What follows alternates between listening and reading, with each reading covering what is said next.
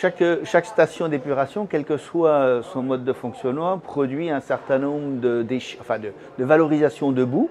Là, on est quand même sur une grosse station qui fait pratiquement 200 000 équivalents.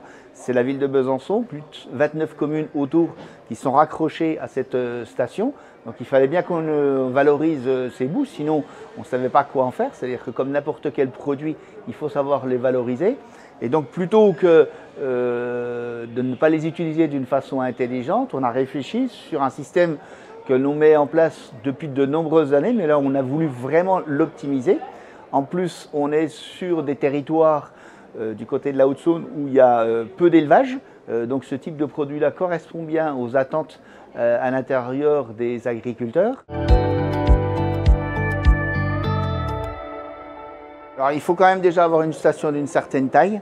C'est-à-dire que système de méthanisation, pour pouvoir avoir un outil industriel, il faut quand même des stations, alors il faudrait demander aux spécialistes, mais de quelques dizaines de milliers d'habitants pour pouvoir générer, c'est quand même une installation quand même lourde sur un certain nombre de fois. Il faut tout de suite rassurer la population et tout particulièrement la profession agricole. Donc systématiquement, toutes nos boues sont analysées, elles sont transportées par des professionnels, elles sont épandues par géolocalisation, ça veut dire qu'on sait exactement que tel type de produit qui est sorti tel jour de la station a été mis sur tel terrain.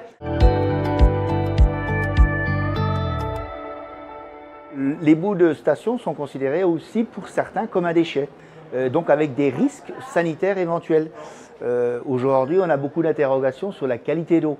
On sait très bien que lorsqu'on va faire des épandages, nous on va éviter d'être à côté des périmètres de protection d'eau, mais ça va s'infiltrer quand même à un moment ou à un autre et ça pourrait éventuellement se retrouver dans les nappes phréatiques, etc. Donc cette appréhension qui est tout à fait légitime, il faut qu'on lève les doutes par rapport à ces éléments-là pour bien faire la démonstration que tout ce qu'on a fait en amont, tous les contrôles qu'on a fait, tous les contrôles qu'on fait après, n'ont aucune incidence sur le milieu naturel.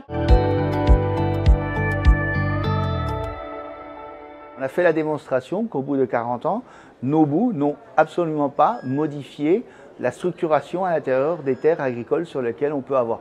Et on compte même aller plus loin. On est en lien avec l'université de Besançon, Chrono Environnement, pour se véritablement encore rassurer, savoir, y compris à l'intérieur du produit qui pousse à l'intérieur des épandages là on fait, savoir si éventuellement il pourrait y avoir une transmission entre nos boues et le produit fini. On est pratiquement sûr que non, mais maintenant on veut faire la démonstration scientifique qu'il n'y en a pas.